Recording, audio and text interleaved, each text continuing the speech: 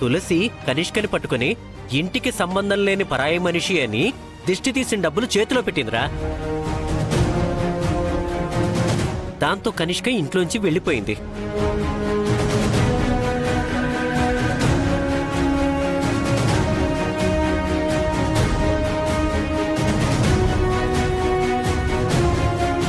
కనిష్క ఎప్పటికైనా మనకి పరాయిదే కదా నాన్న.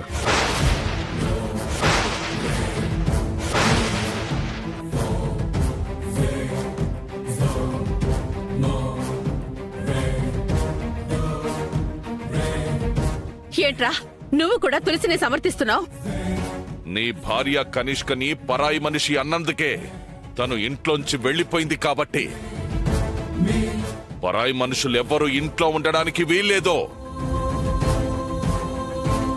ఇప్పుడే ఈ ఖుషిని ఇంట్లోంచి బయటికి పంపేస్తాను.